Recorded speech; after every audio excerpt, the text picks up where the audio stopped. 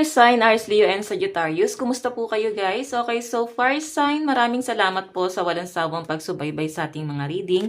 And kung kayo ay bago pa lang sa ating channel, so yan guys, mag-subscribe na po kayo and i-click mo na rin yung ating notification bell para lagi po kayo guys updated sa ating mga bagong upload. So tignan natin, fire sign, Aries, Leo, Sagittarius. Fire sign, Aries, Leo, and Sagittarius. Gabay kapalaran po. So, meron po tayong make time for self-love. So, I think yung iba sa inyo, na ano ka lang, siguro, para bang nai-stuck ka sa isang bagay or pwedeng umiikot yung buhay mo sa apat na sulok ng bahay niyo or sa trabaho, pwedeng yung everyday routine mo, bahay, trabaho. Okay, so I think kailangan mo guys, far side ng sariwang hangin, no? Makalabas, magkaroon ka din guys ng me time para sa sarili mo. Okay, hayan no. Sinasabi dito. Parang kailangan mo ng time. I think masyado ka lang guys. Para bang masyado ka lang nai-stuck. Parang feeling mo, depress ka. Actually, hindi yan biro, no? Kung ikaw ay may depression. Siguro kailangan mo lang talagang huminga and maging malaya, gumala, umalis, mag-shopping. Kung ano sa tingin mo is makakatulong sa'yo para hindi ka mag-overthink. Kasi sa nakikita ko dito, maaring ito ay dala ng bored. Na para bang dahil bored ka sa isang lugar, napo-frustrate ka sa isang relationship, ito yung nagiging dahilan guys. Para bang feeling mo, nagkaka-anxiety ka.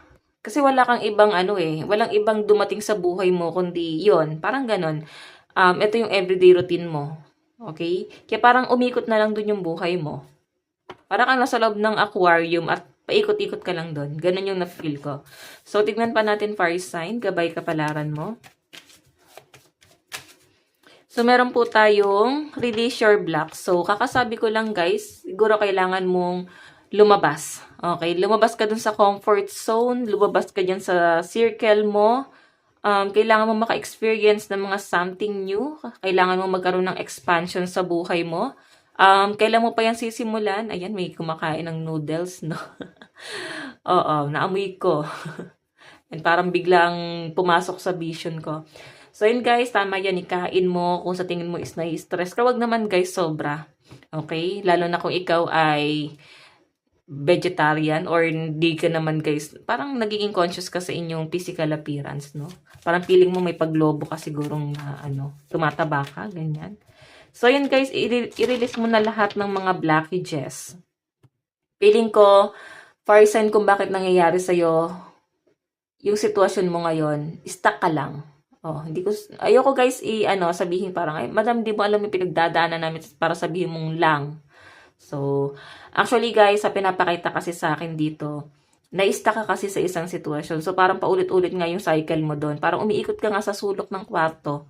Tapos walang ibang labasan, walang ibang pupuntahan. So, frustrated. Gilang na-feel ko. Kailangan mo ng expansion. Kailangan mo maka-experience sa mga something new. So, kagaya nga nasabi ko kanina, meron tayong attend to the details. So, fire sign nakikita ko rito, para bang makakahinga ka ng maluwag ngayon. Okay? Para bang feeling mo, na-release mo yung mga problema mo. Oh, siguro meron kang isang friend, sinabi sa inyo, or pwedeng naging guidance mo, or pwedeng family, or kung kanino man kayo sinabi yung mga problema mo. Okay? So, yun guys, malakas po ang energy ng Libra, Scorpio, and Virgo. So, maaaring ito yung inyong mga kadil. Fire sign. So, titignan pa natin. Fire sign. Akit muna natin yan dyan. Fire sign, Aries, Leo, and Sagittarius. Gabay kapalaran, spirit guide. Fire sign, Aries, Leo, Sagittarius. So, meron po tayong there's hold, perception, surrender, dissolve, and illusion. So, yun nga, guys, yung sinabi ko kanina, masyado kang pinaglalaroan ng isip mo. Oo. So, parang naapektuhan yung mental health mo. Okay? Akala mo mahalaga sa'yo itong bagay na to kasi nakasanayan mo. Alam mo mahalaga sa'yo yan. Akala mo siya na talaga. Pero kung lalabas ka guys dun sa circle mo, makaka-experience ka ng mga bago. makakalimutan mo yan. Okay? Yung nagpapaiyak sa inyo, nagpapalungkot sa inyo. So, nafe-feel ko guys, more on frustration tong nararamdaman mo. Oo. So, tingnan natin. Meron tayong empowerment. So, yun nga guys yung sinasabi dito, no? Expansion together, prosper, and divine. Kagaya na nasabi ko kanina guys, kailangan magkaroon ka ng expansion sa buhay mo. Okay? Para magkaroon ka ng lakas.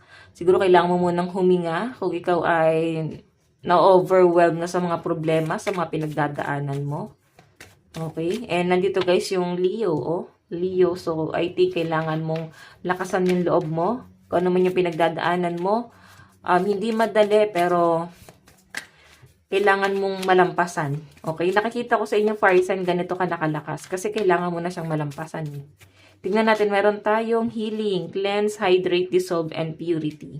So, kailangan mo nga guys munang mag-heal. Kagaya ng sabi ko, maaring natitrigger ang depression ng mga fire sign. Pero alam nyo guys, sabi nga dito, ma-overcome mo yan. Kailangan mo lang tulungan yung sarili mo na makaalis sa sitwasyon mo ngayon.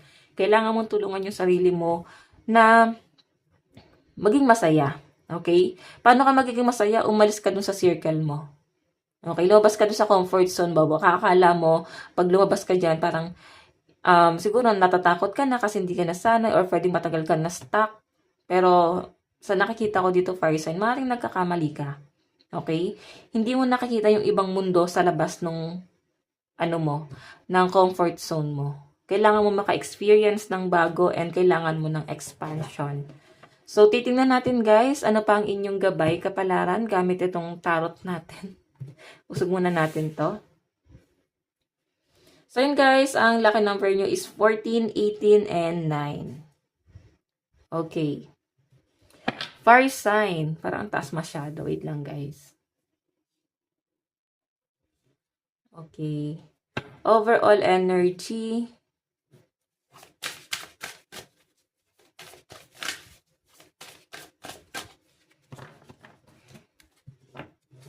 Overall energy.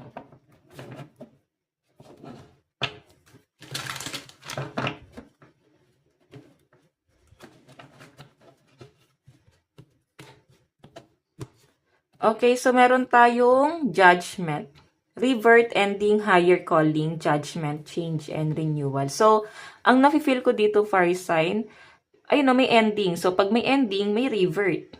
Okay, ibig sabihin, ayun, sinasabi to, may mas malaking calling para sa inyo, kaya nagkakaroon ng ending. Ibig sabihin, kung ano man yung natatapos sa inyo guys, may new beginning and mas malaking opportunity. So, I think mas maganda yon. Mas maganda yung paparating sa inyo guys.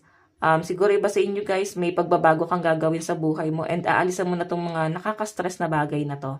Okay, kasi nasa healing process ka na.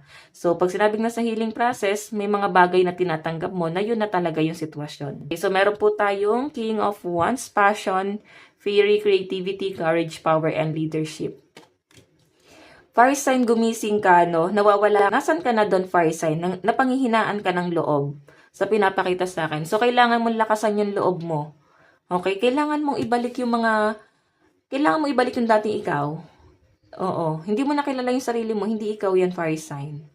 Maring natatanong mo sa sarili mo, bakit kaya nangyayari sa akin to? Hindi naman ako ganito dati. So, may changes, di ba? Healing process. Okay? So, fire sign, tignan natin, meron tayong 2 of Swords. Ba't may pagdadalawang isip ka rito? Knight of Pentacles, may inaantay ka pero mabagal to, fire sign. Okay? Ito yung magpapaprostrate din sa'yo. Kung ano man tong inaantay mo. So, dalawa lang option mo. Aantayin mo or moving forward ka. Kasi mabagal to, guys. So, kung aantayin mo to, guys, sayang yung mga opportunity darating sa inyo. Malalampasan mo yon or sayang yung darating pang mas maganda sa inyo. Okay, kasi napangunahan ka ng emosyon. Pero nakakatuwa naman sa inyo, fire sign. Tinutulungan mo yung sarili mo na tanggapin yung mga nangyayari. Okay? And ngayon, fire sign, eto kasi parang frustration talaga eh. Pero kung sino man yung inaantay mo dito guys, kailangan mo daw muna ditong tanggapin na hindi mo na siya parating. Okay? Or meron kang inaantay na pagbabago. So, kung aantay mo to guys, mabagal to. Okay, may process, papers, ganon, or pwedeng travel. So, kung ano man yung inaantay mo, person mo, okay, kailangan mo daw dito guys, ay no, taimtim kang nag-aantay. And maaaring maiinip ka dyan guys, hanggang sa para bang mapaglilipasan na lang ng panahon yung bagay na inaantay mo. Okay? So, fire sign, ito lang naman po ang inyong reading hanggang sa muli. God bless and love you. Thank you.